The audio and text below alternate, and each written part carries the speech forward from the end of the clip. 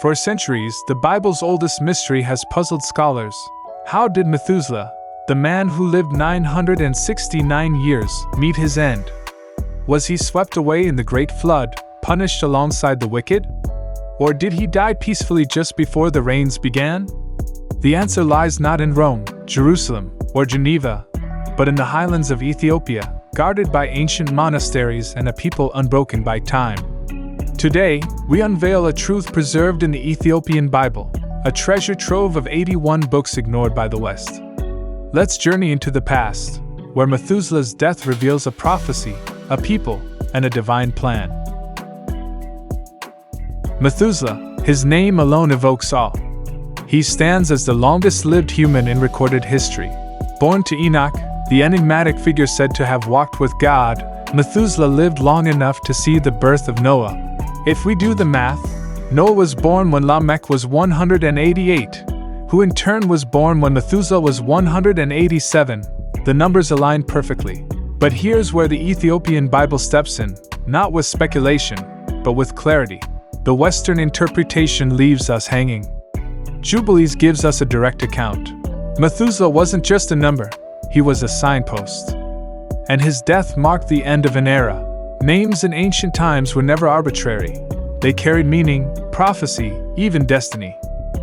In Hebrew, the name can be interpreted in several ways, but one translation stands out: when he is dead, it shall be sent. So embedded in his very name was a divine warning, a countdown encoded in language itself. His continued presence on earth symbolized God's mercy, holding back the flood as long as the last great patriarch still drew breath. When he finally passed, the heavens opened. According to the Book of Jubilees, Methuselah died in the year of the flood, but before the waters fell. Methuselah wasn't just a man, he was a message written in the stars, waiting to be rediscovered. The process of canonization was deeply political, often exclusionary, and ultimately shaped by cultural and theological biases. But Ethiopia never forgot.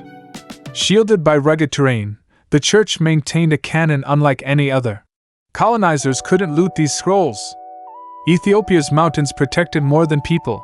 They guarded divine secrets. The Ethiopian Orthodox Tewahedo Church preserves an ancient canon containing 81 books. These include the Book of Enoch, the Book of Jubilees, and the Apocalypse of Ezra, texts that speak of fallen angels, giants, and divine visions. Western versions excluded these texts, deeming them too controversial or unorthodox. Truth cannot be confined to geography or empire. It survives wherever belief endures. Let's revisit the Great Flood, not as myth, but as a historical and spiritual turning point. Methuselah died weeks before the flood, and was buried with honor in the land of his ancestors.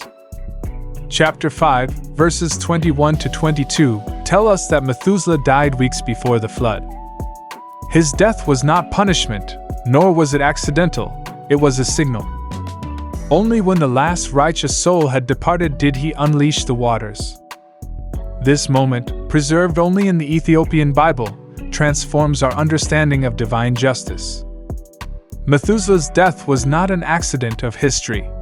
It was a message written in the stars, waiting to be rediscovered.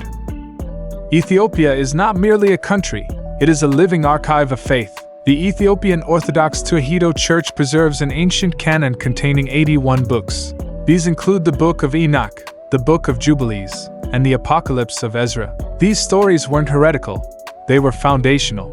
Ethiopian scribes treated these texts with reverence, copying them by hand for generations.